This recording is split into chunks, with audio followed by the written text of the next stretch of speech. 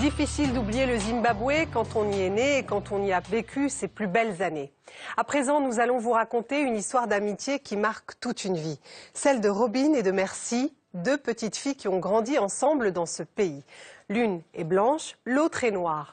Dans les années 80, l'histoire sanglante du Zimbabwe contraint Robin et sa famille à quitter leur pays, direction la Nouvelle-Zélande. Mais elle reste très attachée à sa terre natale et à son amie d'enfance. Elle décide donc, 14 ans après, de partir à la recherche de Mercy, dont elle ignore tout, et de parcourir non sans danger son pays d'enfance. Une histoire touchante que nous livrent Robin Peterson et John Bryan.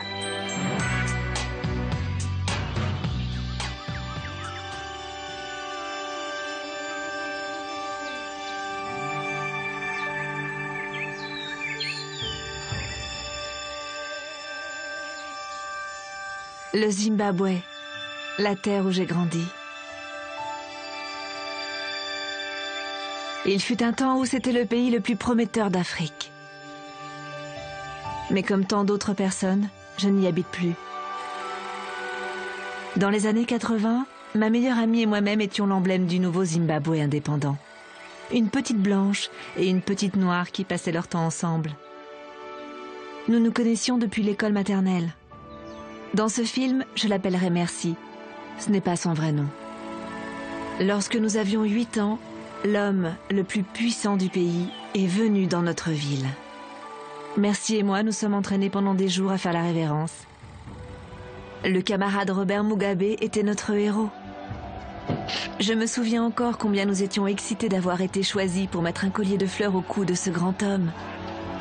Sa photo était affichée dans chaque boutique et dans chaque école. C'était comme de rencontrer une star de cinéma. Mugabe avait été porté au pouvoir après des années de lutte contre le régime rhodésien répressif de Ian Smith. Sous Smith, seuls les Blancs avaient le droit de vote, alors qu'ils ne représentaient que 2% de la population. Nous, les Européens, sommes tout puissants. C'est nous qui tenons les rênes, et nous sommes libres de faire ce que bon nous semble. Ce racisme attisa les réactions de haine et plongea le pays dans une guerre civile sanglante. Lorsqu'enfin l'indépendance apporta la paix et la liberté, Mugabe apparut comme un leader. Moi, Robert Gabriel Mugabe, je jure de gouverner et de servir loyalement le Zimbabwe. Que Dieu me garde.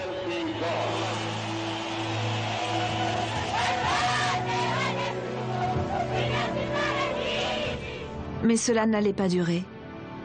Notre héros lança immédiatement une campagne brutale contre toute opposition.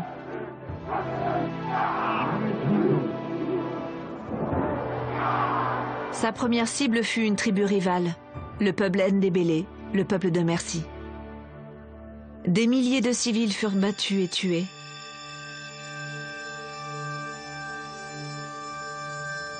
Ma famille traversa la moitié du globe pour aller s'installer en Nouvelle-Zélande. La famille de Mercy n'a pas eu cette chance. Nous avons perdu le contact. J'ai toujours le dessin qu'elle m'a donné le jour de mon départ. Au cours des années, j'ai tenté de retrouver sa trace en ligne sans succès. Je ne sais même pas si elle est toujours en vie. Depuis mon havre néo-zélandais, j'ai vu sombrer le Zimbabwe et je n'ai jamais cessé de penser à Mercy. J'ai besoin de savoir ce qu'elle est devenue. Et j'ai aussi besoin de savoir ce qu'est devenu le nouveau grand Zimbabwe auquel nous croyons, celui dont nous pensions être les représentantes. Je retourne au Zimbabwe. Je pars à la recherche de Mercy.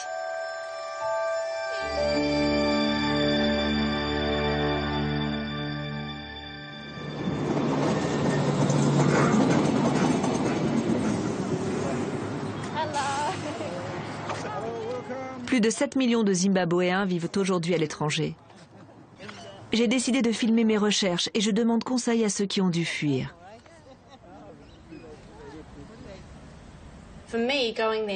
Comme j'ai l'intention de me rendre là-bas, j'ai besoin de savoir quelles précautions je dois prendre. Parce que nous emportons une caméra avec nous et quel est le meilleur moyen de procéder pour ne pas se faire repérer. Ça dépend où tu as l'intention de filmer. Quand j'y suis allée en 2008, c'était très compliqué. Au moment des élections, Juste après les élections, c'était en novembre, j'avais mon caméscope. Mais tu sais, filmer sur Face Street ou autre, c'était impossible. Ou bien s'il se produisait quoi que ce soit, comme une émeute ou autre, c'était impossible. Il valait mieux ne pas s'y trouver. Exactement. Je pense qu'il faudra que tu sois très prudente. Surtout si tu te risques dans les zones rurales ou dans un village noir. Là, c'est sûr. Oui, j'aurais droit à « Qu'est-ce que cette femme blanche vient faire là ?» Oula, que se passe-t-il? Au Zimbabwe, le régime de Mugabe exerce un contrôle très strict sur les médias. Nous devrons donc filmer clandestinement. Ça, c'est l'équipement de base. En fait, on dirait un simple appareil photo, il n'y a pas de cassette. En le voyant, personne ne pensera qu'il s'agit en fait d'une caméra. L'appareil idéal pour agir discrètement. Si tu te tiens là, le caméraman Jack et moi-même, nous nous ferons passer pour un couple en voyage. Nous prenons donc quelques photos afin de rendre notre récit crédible au cas où nous serions interrogés.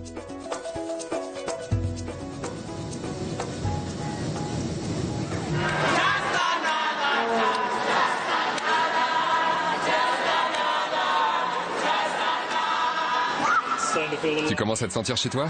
Carrément.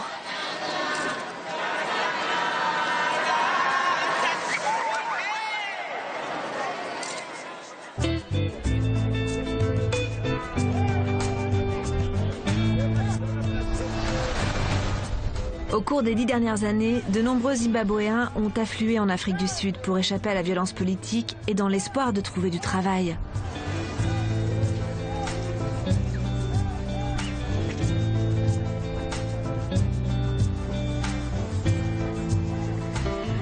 Avant de partir pour le Zimbabwe, nous passons la nuit chez mon vieux copain de classe, Aubrey. Robin, comment ça va? Comment vas-tu, mon ami? Quand as-tu quitté le Zimbabwe? Ça doit faire 4 ans maintenant. 4 ans. Oui, 4 ans. Aubrey a quitté le Zimbabwe après que la ferme familiale a été saisie par le gouvernement. Elle appartient maintenant au gouverneur Kalkondé. Il l'a prise comme ça. 2000 hectares d'arbres, de forêt. Ça faisait 12 ans qu'on s'en occupait. Du bois de première qualité. De première qualité, tu vois. Mugabe s'est arrangé pour faire passer ses évictions pour des réparations coloniales. Mais il n'y a pas que les fermiers blancs qui soient expulsés. Les choses sont compliquées au Zimbabwe. Surtout quand tu commences à gagner de l'argent. Tu as mon bon profil? Je crois bien que oui. Heather, la copine d'Aubrey, nous rejoint avec des amis. Elles viennent toutes du Zimbabwe. Je te présente Robin, une amie à moi. Salut, ravie de te rencontrer. Salut, enchantée. Quand est-ce que vous avez décidé de partir? En fait, je n'ai pas vraiment décidé de venir m'installer ici. J'étudiais à l'université. Une fois mes études terminées, ça n'était plus envisageable de retourner là-bas. C'était impossible, alors je suis restée ici. Aubrey et ses amis sont l'exemple type d'une génération douée et éduquée qui a fui le Zimbabwe. Ah, c'était bien. Pourtant, c'était bien quand on était jeunes, non? C'était vraiment un bel endroit. C'était génial. C'était tellement bien. Il n'était pas rare que blancs et noirs se retrouvent dans la même classe. À vrai dire, je n'y avais jamais pensé. Quand j'étais enfant, ça n'avait pas d'importance. On allait où on voulait, n'importe où. Tout le monde se mélangeait au Zimbabwe. On n'y pensait pas. Quand je rentrais de l'école maternelle, je disais à ma mère, « Maman, Je suis amoureuse d'un garçon noir. » non, je disais, « Je me suis fait une nouvelle amie aujourd'hui. » Elle répondait, « Comment s'appelle-t-elle » Et je disais, « Vanilla. » Et ma mère demandait, « De quelle couleur est Vanilla ?» Alors je répondais, « Je ne sais pas, je lui demanderai demain. » C'était ça le Zimbabwe pour nous. Je crois qu'on a pris beaucoup de choses pour acquises là-bas. Beaucoup trop. Le plus gênant, ce sont toutes ces informations au sujet des fermiers blancs. Tout le monde se dit « Ah oui, c'est ce pays où on pratique la ségrégation raciale », mais ce n'est pas ce que nous avons vécu. Non, pas du tout. Et le plus triste, c'est que ça devient comme ça. C'est vraiment triste.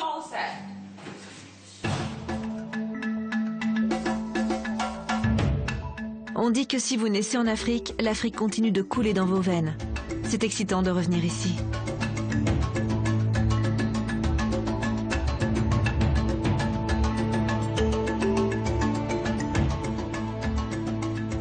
On nous a dit qu'il était plus sûr de passer la frontière vers le Zimbabwe du côté des chutes Victoria. Pour nous y rendre, nous devons d'abord traverser le Botswana.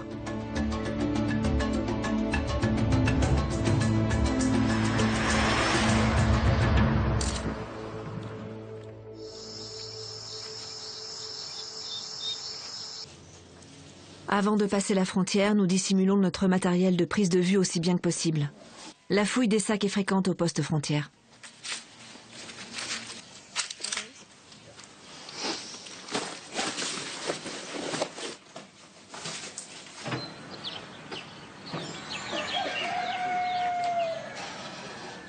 On nous conseille de partir tôt pour éviter les ennuis.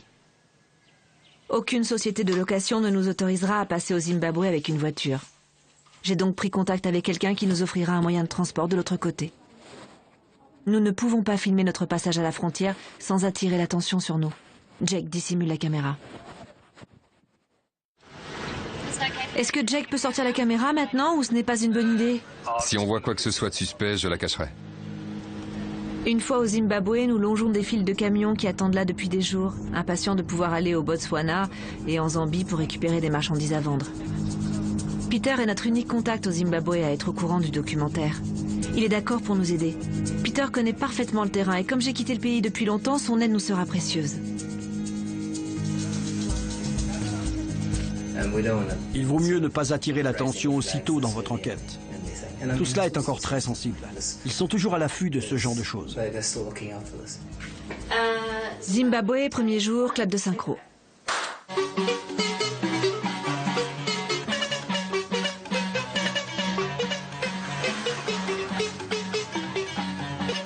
Nous devrions facilement nous fondre dans la ville touristique des chutes Victoria. C'est l'endroit idéal pour tester notre équipement.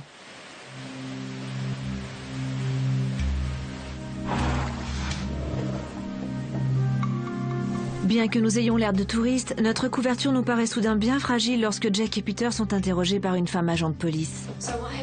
Que s'est-il passé avec cette femme aux chutes Victoria aujourd'hui? Parce que j'étais... Vous étiez en train de lui parler quand je suis revenue et je n'ai pas osé vous poser la question à ce moment-là. Elle voulait simplement savoir ce que nous faisions où nous allions. Le plus bizarre, c'est qu'elle semblait en fait s'intéresser plus à Peter qu'à moi. Elle n'a pas arrêté de le dévisager de bas en haut pendant toute la conversation. C'est seulement le deuxième jour, bon sang. Il faut qu'on se déplace rapidement, il faut qu'on parte rapidement. Ouais, tu as raison.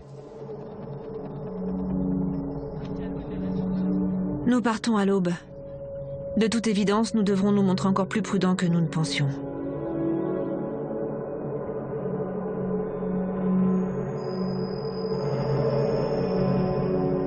Tandis que nous progressons au cœur du Zimbabwe, je ressens plus fortement son déclin.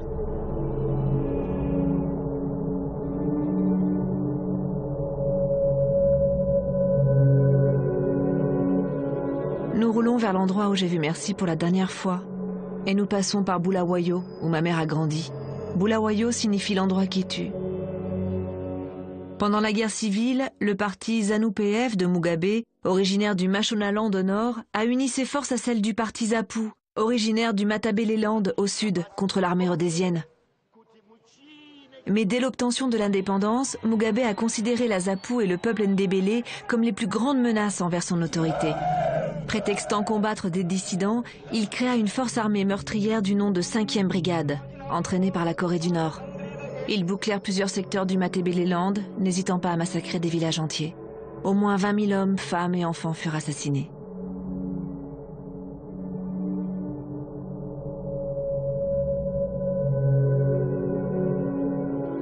Mugabe donna à ce nettoyage ethnique le nom de Gukuraondi, la pluie qui purifie.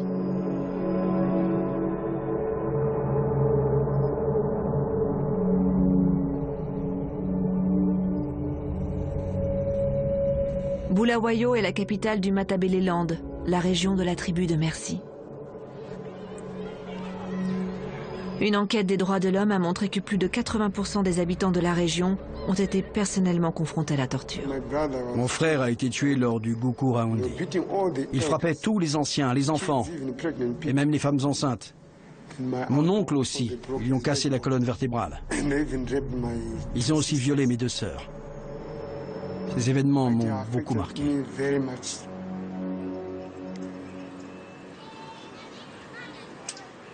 C'est à Bulawayo que les services secrets, le CIO, continuent d'être le plus actifs. Nous décidons de ne pas y passer la nuit. Il nous est difficile de ne pas remarquer la présence insistante d'un homme en veste de cuir. Aujourd'hui, nous arrivons à Gweru, la ville où j'ai grandi. Gweru est située dans la province des Midlands, entre le Mashonaland et le Matabeleland. Point de rencontre naturelle, Gweru a toujours été au centre de tensions politiques. On nous a conseillé de ne pas filmer du tout, mais c'est ici que j'ai vu Merci pour la dernière fois.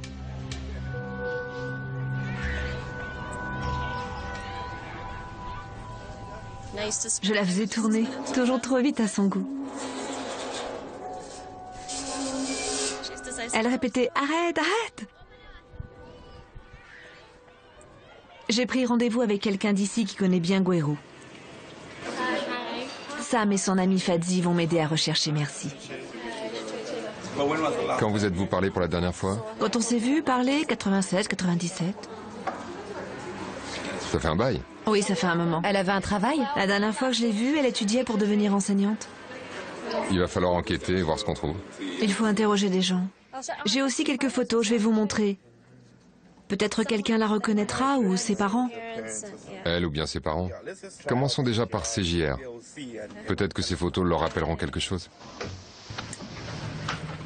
J'espère que CJR, mon ancienne école, a conservé des archives contenant les anciennes adresses de Merci et de ses parents.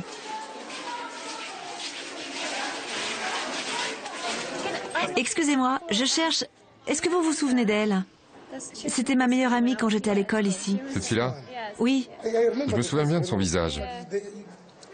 Mais allez voir au bureau, ils pourront regarder dans le registre de cette année-là s'il existe encore. Nous ne pouvons dire à personne que nous filmons, ce serait trop risqué. Mais Jake est devenu un expert dans l'art de la caméra cachée. Voici mon ami Jake, également de Nouvelle-Zélande. Ok, enchanté. C'est ma première école. Ça ne pose pas de problème si je vais faire un tour dans mes anciennes salles de classe. Non, non, non, non, aucun problème. C'est vrai? Génial. Je me demandais aussi, j'essaye de retrouver mes amis, ou du moins certains d'entre eux, du temps où j'étais ici. Quand était-ce? De 82 à 86. Et je me demandais s'il y avait encore des registres ou des photos. Maintenant, nous détruisons les archives au bout de 9 ans. L'éducation était la fierté du Zimbabwe indépendant. L'une des premières contributions importantes de Mugabe était la mixité raciale et le haut niveau de réussite.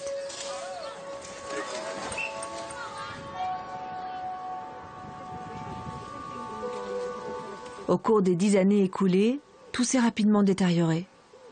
En 2008, il n'y a eu que 23 jours d'école. Dans la dernière lettre que Merci m'a envoyée, elle était enthousiaste à l'idée de devenir enseignante. Le plus probable est qu'elle ait suivi des cours à l'université locale.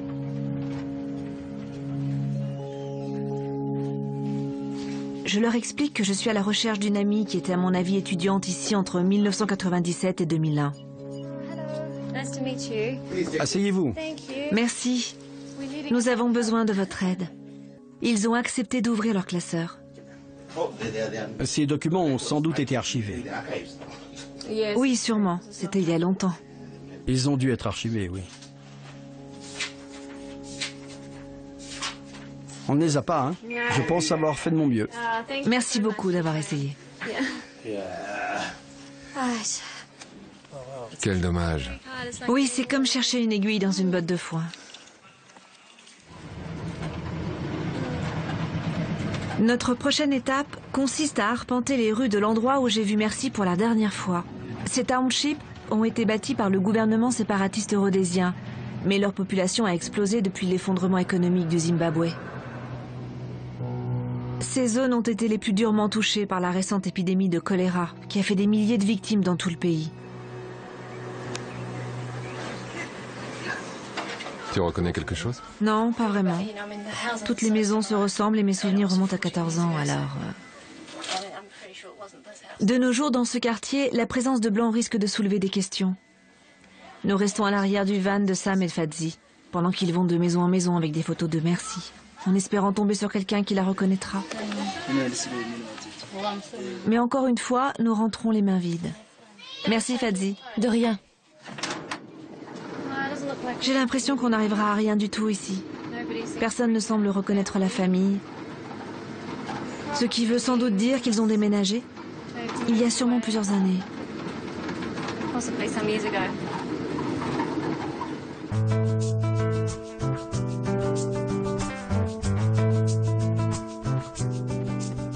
Je décide de me rendre au nord vers la capitale Harare. Des amis de ma famille y habitent. Ils pourront peut-être m'aider.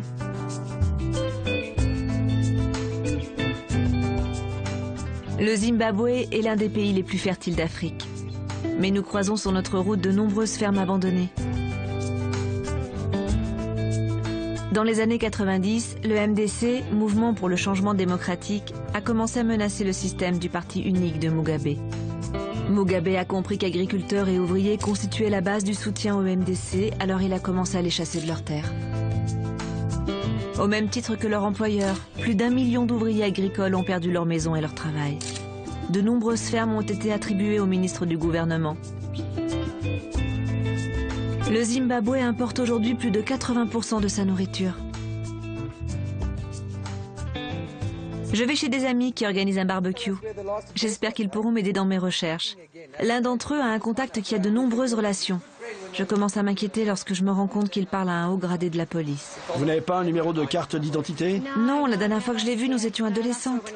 Pas de numéro d'identité ni rien d'autre? Il lui demande de rechercher le numéro d'identité de Merci et son emplacement. Il prétend que son contact est sérieux, mais je suis inquiète, parce que les policiers sont des partisans de Mugabe. Je suis très inquiète. Il faut que tu sois très prudente avec ce genre de choses. Je te promets que ce type est quelqu'un de bien. Il est monté assez haut en grade au sein de la police. Le problème est de savoir de quel côté de la barrière il est. C'est bien ce qui me fait peur. On ne peut jamais savoir de quel côté ils sont vraiment.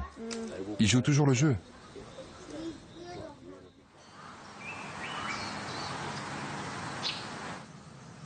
J'ai été trop naïve, et la situation m'échappe désormais totalement. Le policier a demandé à me rencontrer ce matin. Au point où j'en suis, refuser serait plus dangereux que de poursuivre. Et s'il se montre digne de confiance, il constitue ma meilleure chance de retrouver Merci. Le policier a rassemblé des informations. C'est effrayant de voir à quel point elles sont détaillées.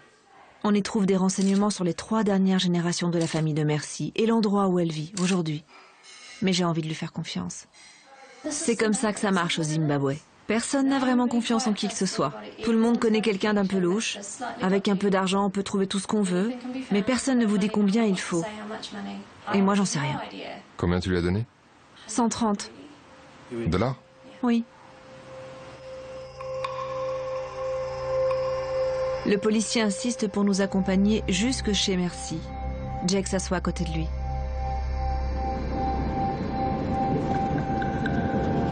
Je ne crois pas que ce soit la bonne école. Nous devons être extrêmement prudents et éviter qu'il ne voie la caméra et les micros. Même s'il a été payé, il sait qu'il touchera beaucoup plus en nous livrant aux autorités, s'il se rend compte que nous tournons un documentaire. Il nous dirige vers Kwekwe, une ville proche de Gweru.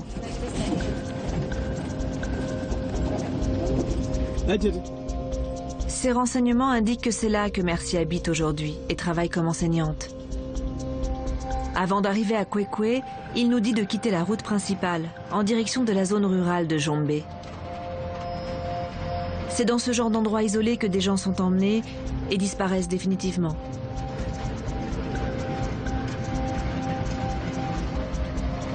Peter conduit pendant environ 6 heures. Nous finissons par quitter même les chemins de terre. Je me rends compte que nous sommes complètement vulnérables. Ça ne va pas. Il n'y a plus de route? Non, Ça s'arrête ici. ça ne mène nulle part. Vous voulez que je sorte? Nous ne pouvons pas aller plus loin. Le policier nous dit de rester à l'endroit où nous sommes. Il sort de la voiture et se dirige vers des huttes dans le bush.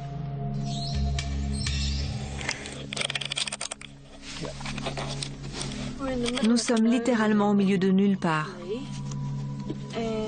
Il est allé interroger des gardiens de troupeaux, mais tout le monde fuit dès qu'il approche pour poser des questions.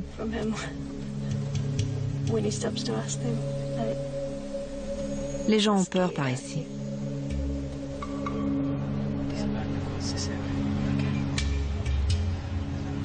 Bon sang, je voudrais foutre le camp d'ici. C'est trop... Je crois qu'on a été un peu loin cette fois. Oui, carrément. Il a trouvé quelqu'un. Une demi-heure plus tard, le policier revient. Il nous dit de faire demi-tour. Au bout d'un moment, il nous annonce une terrible nouvelle.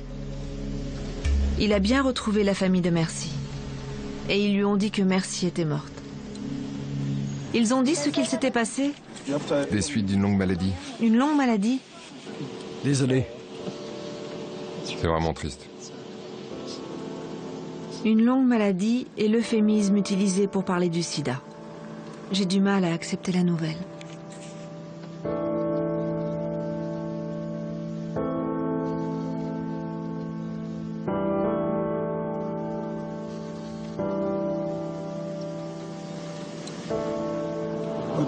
Elle a laissé un enfant.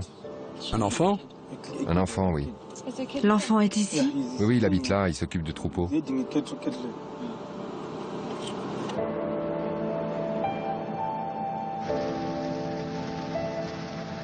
Aujourd'hui, l'espérance de vie des femmes au Zimbabwe n'est que de 32 ans. C'est mon âge. Ça aurait été aussi le sien.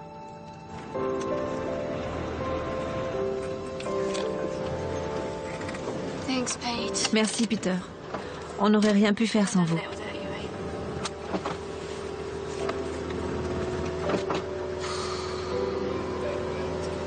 Dure journée. Merci.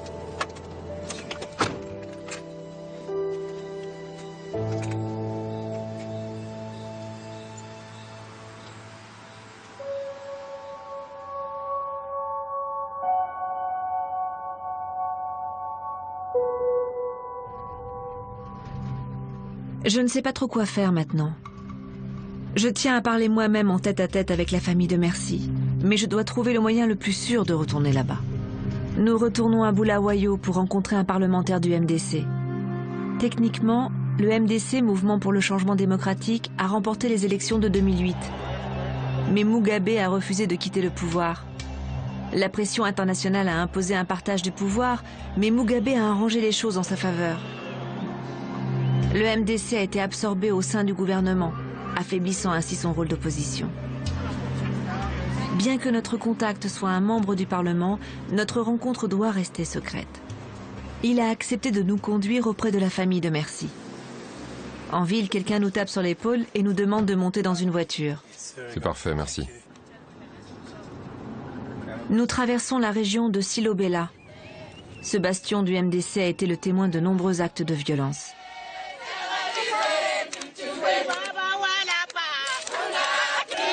Nous sommes accompagnés d'Arnold de Seloulou, parlementaire du MDC dans ce district.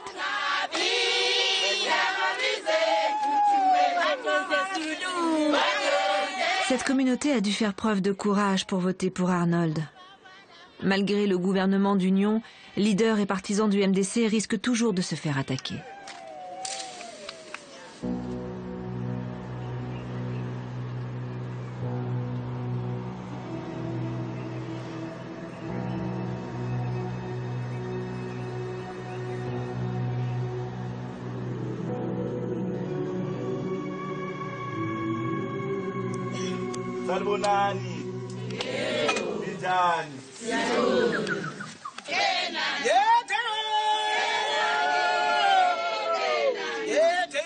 Arnold et le MDC soutiennent une initiative éducative locale sur le HIV. Le Zimbabwe a un taux d'infection par le HIV similaire à celui des pays voisins, mais le nombre de morts y est bien plus élevé. Le peu de médicaments disponibles ne sont efficaces que s'ils sont accompagnés d'une nutrition appropriée. En cas d'insuffisance alimentaire, les effets secondaires des médicaments peuvent rendre les gens encore plus malades. Mugabe a tout fait pour empêcher l'aide alimentaire de parvenir dans les zones qui soutiennent l'opposition, augmentant l'impact du HIV dans ces régions. C'est ce qu'on appelle le génocide silencieux.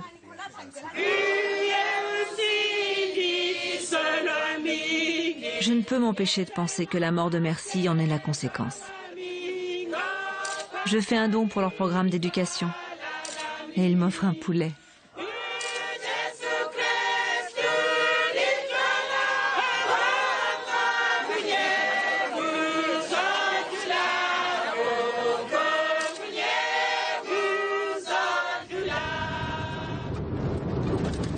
Il se fait tard, mais Arnold tient à m'aider à retrouver la famille de Mercy dès ce soir. Nous nous dirigeons vers le Jombe voisin. Ce n'est pas une terre du MDC. Pour des raisons de sécurité, même les collaborateurs d'Arnold ignorent où nous allons et à quel moment. La plupart du temps, quand je me rends à Silobela, je ne dis à personne de quelle façon je voyage. À cause des taupes, du ZANU-PF. Parce que s'ils vous attrapent dans le bush, ils peuvent vous tuer facilement.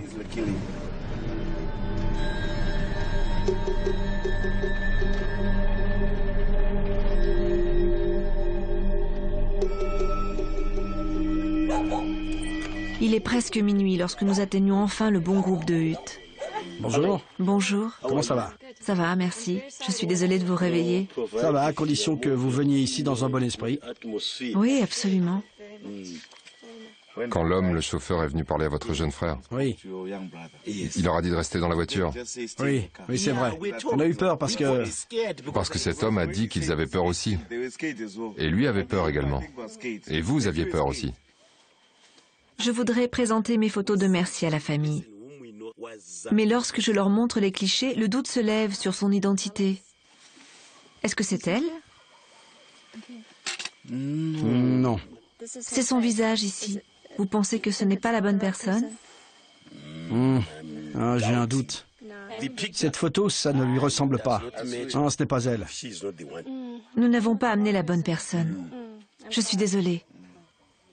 Merci avait le même âge et portait le même nom que la nièce de cet homme, mais le policier s'est trompé. Ce n'est pas la famille de Merci. Je leur offre le poulet. C'est tout ce que j'ai. Mais ce geste semble totalement déplacé envers une famille qui a vraiment perdu un enfant.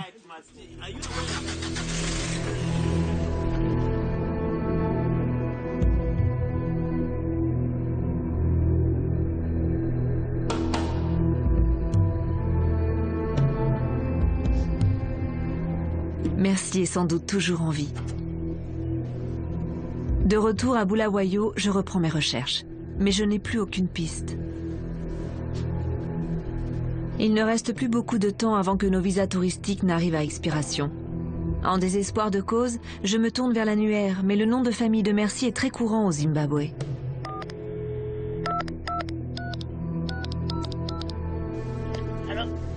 Bonjour, je cherche Sibanda. Je ne connais pas. Vous ne la connaissez pas? Ok, merci beaucoup. Vous devez vous tromper de numéro. Ok, désolé. Pas le bon numéro, désolé. D'accord, au revoir. Désolé, merci. Il ne reste plus que 406 bandes à essayer.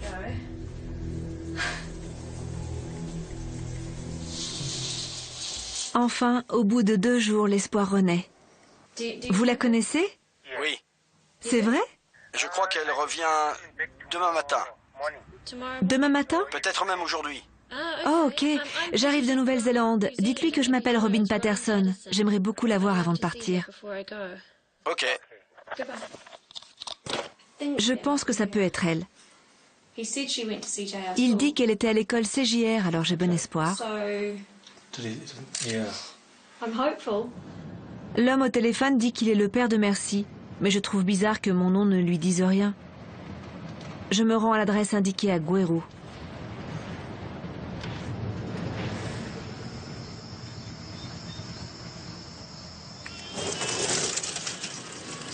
Dans ce quartier, Jake doit faire très attention que personne ne voit la caméra. Une fois devant la maison, je me rends compte que l'homme à qui j'ai parlé n'est pas le père de Merci. Ah, donc vous êtes son oncle. Dites-moi, où est-elle à présent? Elle est à Chegutu? Non, vous devez passer Kwekwe, puis route de l'Impératrice. L'oncle nous dit qu'elle est à plus d'une demi-journée de route dans un campement religieux. Il confirme d'après les photos qu'il s'agit bel et bien de la Merci que je recherche. Elle est enseignante? Oui. La dernière fois que je l'ai vue, elle voulait enseigner et elle s'apprêtait à commencer ses études. J'espère qu'on pourra la trouver avant que je quitte le pays. Oui, c'est sûr. L'oncle ne sait pas avec certitude quand Merci doit rentrer. Quelqu'un nous a dit qu'il y avait plus de 500 campements religieux dans la région. Je suis obligée d'attendre que Merci revienne.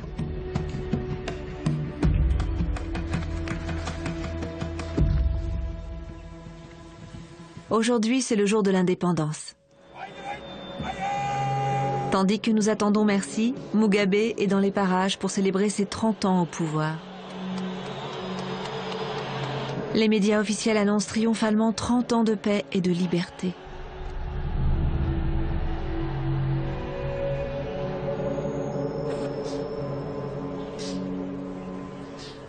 Je continue d'attendre que l'oncle m'appelle en vain. Nous craignons que notre visite n'ait attiré l'attention sur lui. Ses voisins nous racontent qu'il a mis son plus beau costume et qu'il est parti en ville. Personne ne l'a revu depuis. Qu'est-ce que disait Patrick? Tout le monde connaît quelqu'un qui a disparu. Tout le monde connaît quelqu'un qui a disparu. Et c'est vrai.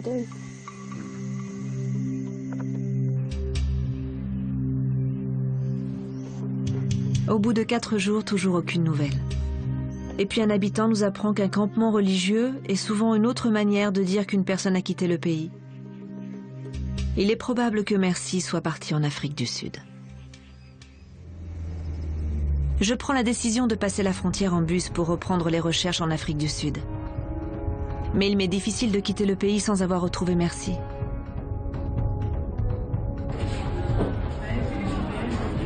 Nous sommes très tendus au moment de passer la douane, car nos bagages contiennent tout ce que nous avons filmé au Zimbabwe.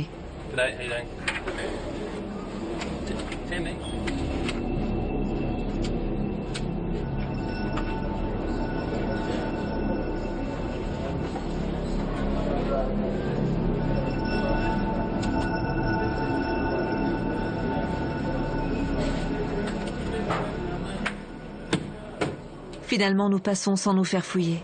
« 4 millions de Zimbabwéens vivent en Afrique du Sud. On retrouve beaucoup d'entre eux dans les rues de Johannesburg.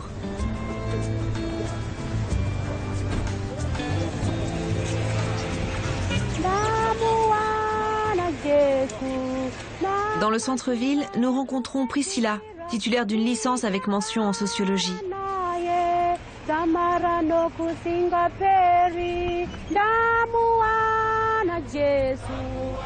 Priscilla nous conduit à l'église méthodiste centrale où elle habite avec plus de 2000 autres Zimbabwéens.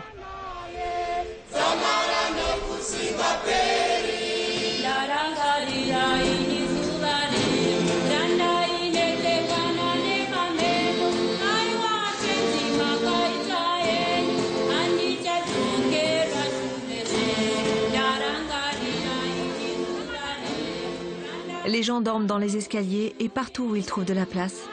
C'est toujours mieux que de dormir dans la rue. Cette église est devenue un camp de réfugiés non officiel. Alors que je pose des questions pour retrouver mon ami, je suis confrontée au désespoir de gens désireux de raconter leur histoire. Ils ont enlevé ma femme et l'ont assassinée.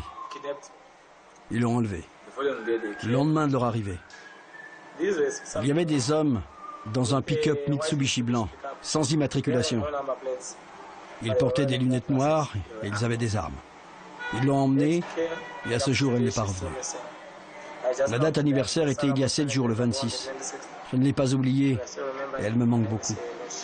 Elle était ce que j'avais de plus cher. C'est une part importante de ma vie qui m'a été enlevée.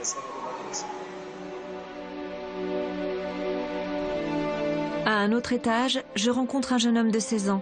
Il vient juste de s'échapper de l'un des nombreux camps des jeunesses miliciennes de Mugabe. Oui, on nous apprend à utiliser des armes. Oui. À rester en forme et à torturer les gens. Ou à rentrer chez les gens. Pour rechercher ceux qui ont voté pour le MDC. Oui, pour les torturer. Voilà ce qui se passe là-bas. Il se passe des choses vraiment horribles dans les camps. Malgré le gouvernement d'union, les camps de miliciens et les centres de torture clandestins sont toujours en activité au Zimbabwe. Les gens sont prêts à tout pour quitter le pays. Je suis venue à pied et sur la route, j'ai été violée et attaquée par des voleurs. Ils ont pris mes papiers. Puis j'ai rencontré d'autres femmes qui fuyaient le Zimbabwe. Elles ont dit « Passons la frontière. Si le gouvernement sud-africain veut nous tuer, pas de problème. On a voulu s'enfuir et on nous a tués. Essayons. »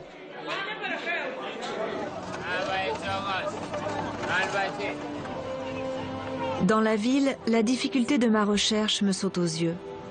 Au sein de la diaspora, les gens d'une même famille n'arrivent pas à se retrouver. Je perds espoir. Toutes les pistes que j'ai suivies m'ont conduite à une impasse. Je dois voir les choses en face. Il est temps de rentrer chez moi. Merci peut-être ici, en Afrique du Sud, ou n'importe où ailleurs.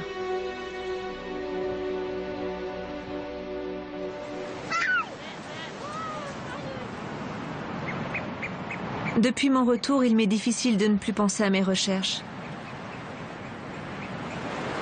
Ma fille a atteint l'âge que Merci et moi avions lorsque nous nous sommes connus. Quand je la vois s'amuser avec ses amis, cela me rappelle immanquablement le lien qui nous unissait, Merci et moi. J'ai gardé contact avec des gens au Zimbabwe et en Afrique du Sud, en espérant qu'il en sortira quelque chose. Je reçois enfin de bonnes nouvelles de Sam et Fadzi, restés à Gweru. Ils pensent avoir retrouvé la trace de la mère de Merci, qui se souvient très bien de moi. Le plus incroyable, c'est qu'elle a dit à Sam que Merci vivait en Australie. Elle va informer Merci que je suis à sa recherche. Allez, réponds.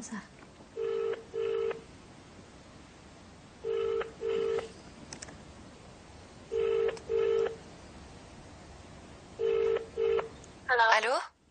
Bonjour, êtes-vous Merci? Oui, c'est moi. Sibanda? Oui, c'est moi. Salut! C'est Robin de Gweru. Salut! J'attendais ton coup de fil. Comment tu vas? Je vais bien et toi? Ça va? Je n'arrive pas à croire que je suis en train de te parler. Tu n'as pas idée. J'ai parcouru le Zimbabwe dans tous les sens pour te retrouver. Je parlais justement de toi à mes enfants l'autre jour, qu'on est amis depuis l'école primaire. J'espère que mes enfants connaîtront une amitié comme celle-là. Quelque chose d'innocent, tu vois. Parce qu'il se passe tant de choses dans ce monde, tu comprends? C'est vrai. Avoir une amitié comme celle-là, c'est... Je regarde Poppy avec ses amis et je lui souhaite de connaître ça aussi. Oui, exactement. Je viens te voir en Australie maintenant que je t'ai retrouvée. Il n'est plus question que l'on perde contact. Ce serait génial, vraiment génial. C'est si excitant de penser qu'on est adulte. Oui, c'est vrai. Et tout le monde s'est dispersé. Il ne reste presque plus personne au Zimbabwe. Merci vit aujourd'hui dans une petite ville sur la côte australienne. Cela fait 14 ans qu'on ne s'est pas revus.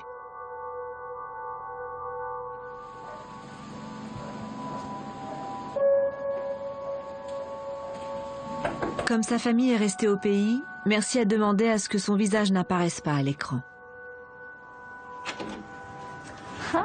Salut! Bonjour. Mon Dieu, comment tu vas? Très bien, et toi? Même aussi loin du Zimbabwe, la peur suscitée par Mugabe reste présente.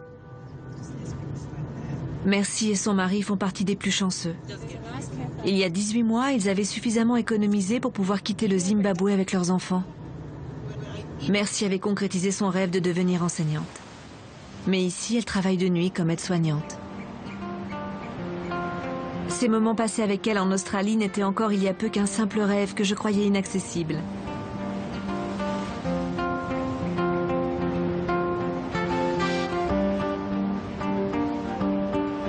Tu te souviens de notre départ? Oui, je me souviens quand vous êtes partis. Je me souviens de ce dernier samedi où je t'ai fait un dessin. Je l'ai toujours.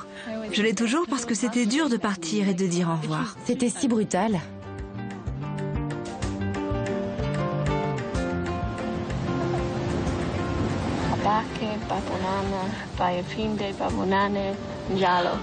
Tu t'en rappelles encore?